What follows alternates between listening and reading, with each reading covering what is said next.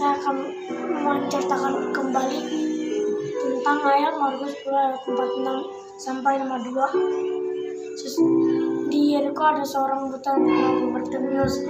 Ayahnya bernama Timeus. Bartimeus tidak dapat melihat sinar matahari dan burung-burung. Ia tidak dapat melihat bunga-bungaan, pohon-pohonan dan pemandangan lainnya.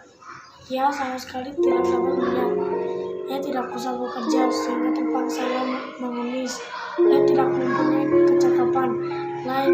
Ia hanya mengharapkan belas kasihan dari orang-orang lain dengan duduk di tepi jalan. Setiap hari Bartimeus duduk di tepi jalan. Pada suatu kali Bartimeus mendengar derap langkah banyak orang mendengar mereka berbicara sebagaimanakah biasanya orang-orang buta. Ia dapat mendengar, meraba dan mencium lebih tajam dari orang-orang biasa. Ia tahu ada kerumunan banyak orang. Ada apa ini? Ia bertanya kepada orang yang berdiri di dekatnya. Seorang menjawab, mereka sedang berjalan dengan Yesus. Mereka semua menuju ke sini. Seketika ya juga Bartimeus gemetar. Kegirangan inilah kesempatan baginya untuk meminta kesembuhan. Terima kasih.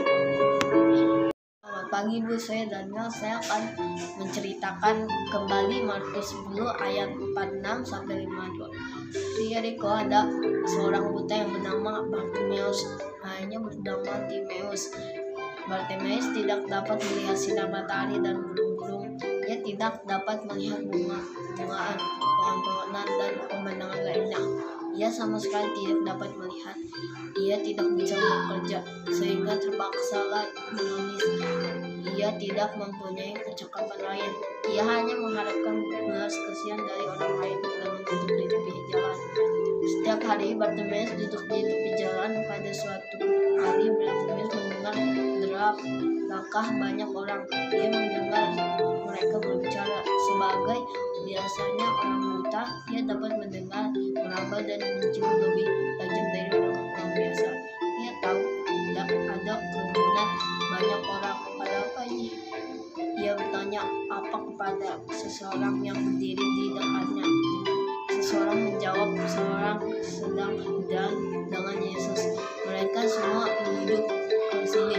Seketika itu juga Bartimeus gemetar kegirangan. Inilah kesempatan bagi untuk meminta kesembuhan. Terima kasih. Bartimeus mulai berseru-seru kepada Yesus dengan suara nyaring dan mantap. Ia berseru, Yesus anak Daud, kasihanilah aku. Orang-orang yang berdiri di depannya menyuruh ia diam dan tidak keribut. Akan tetapi Bartimeus tidak peduli dengan kata-kata mereka.